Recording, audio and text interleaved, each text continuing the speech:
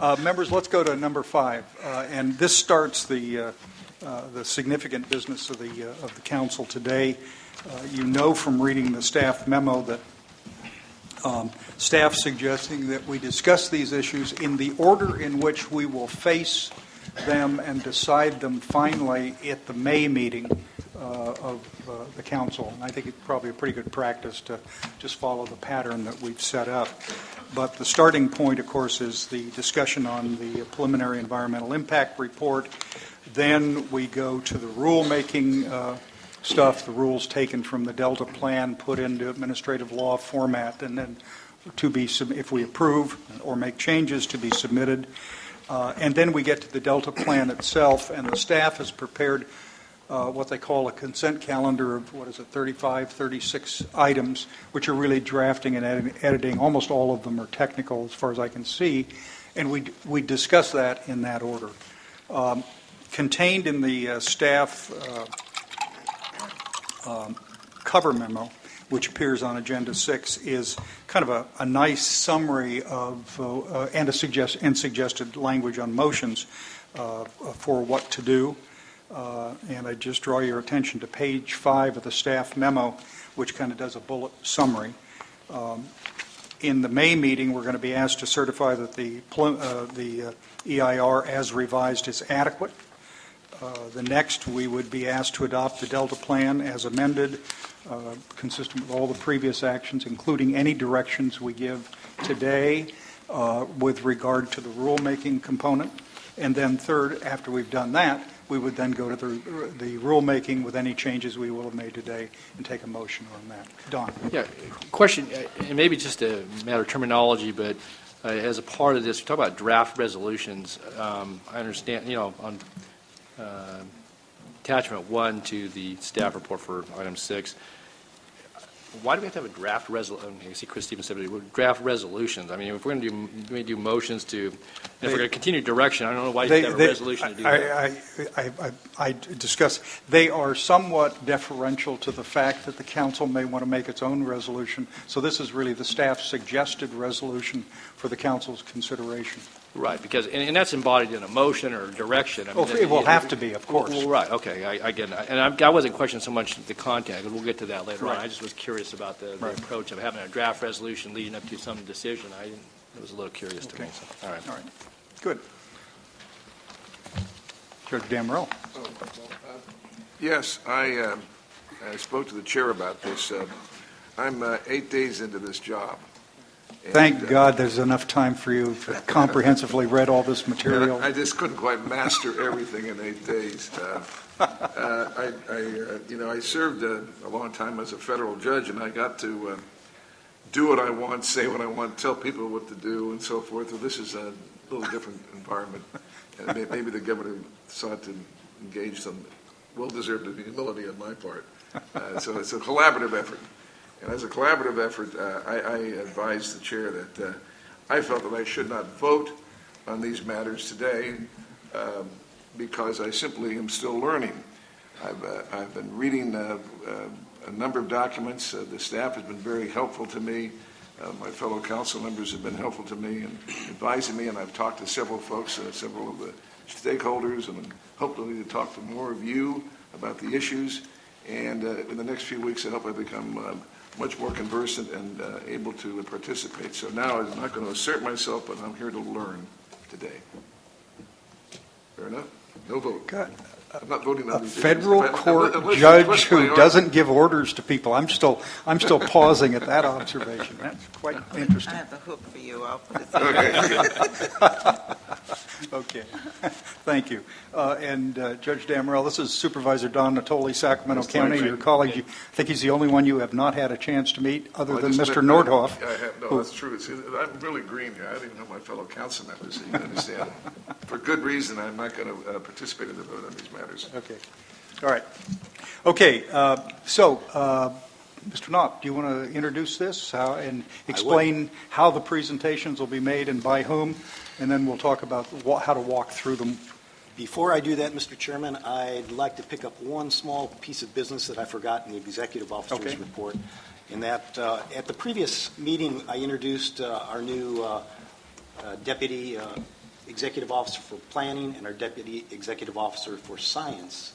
And Cindy Messer, our Planning Officer, you have met and know.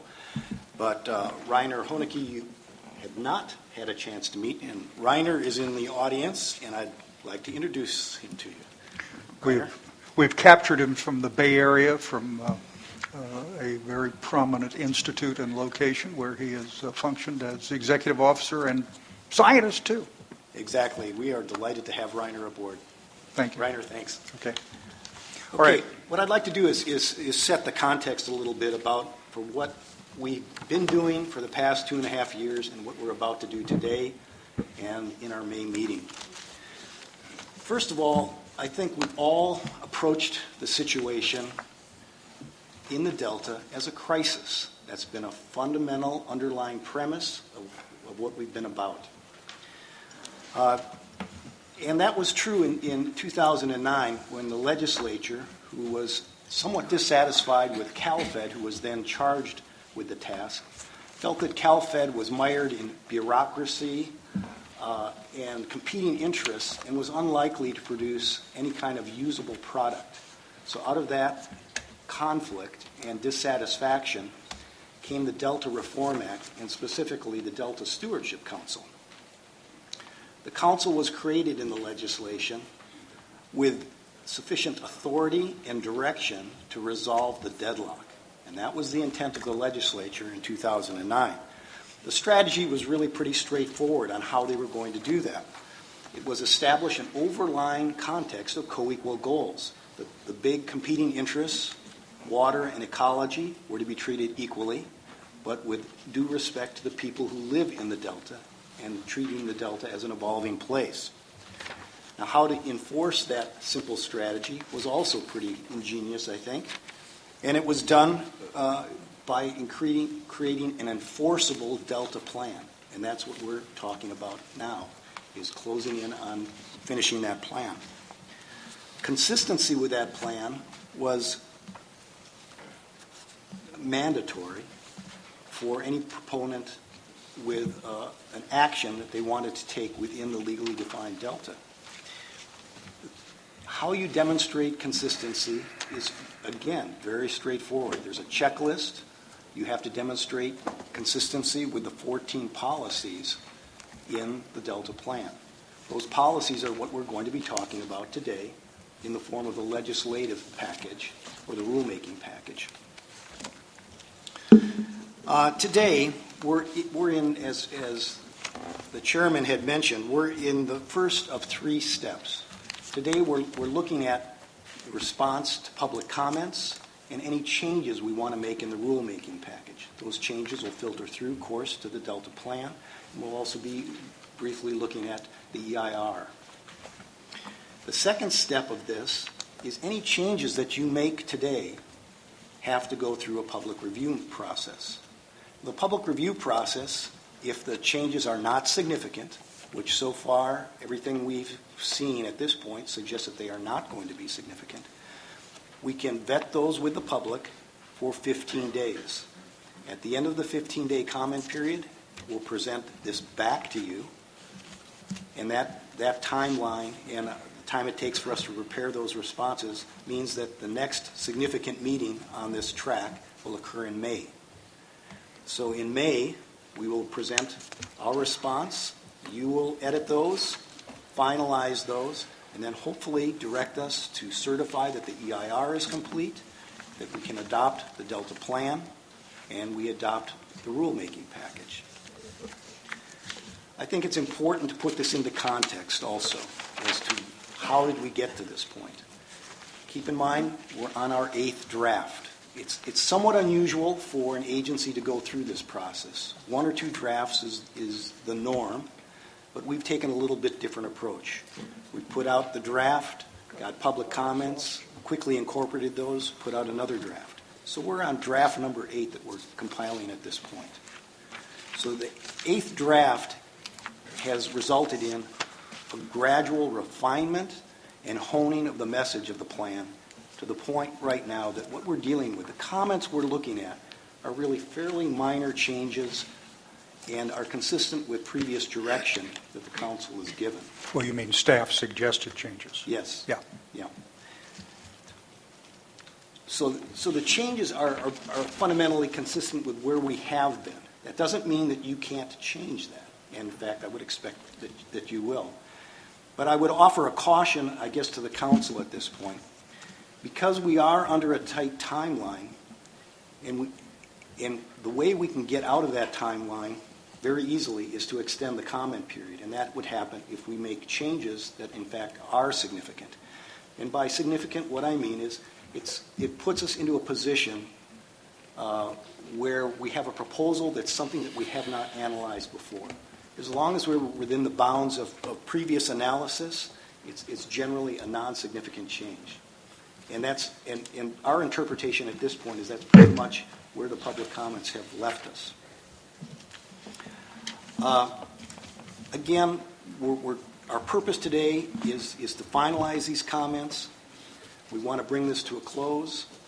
It's generally, I think, is going to be a good day with some spirited discussion on a few, but I think you're going to find that most of these comments are pretty self-explanatory. They're fairly straightforward.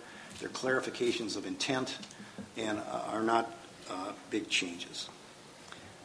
You know, I'd like to also thank the staff for all the hard work that's gone on, the council, and everyone who's presented comments.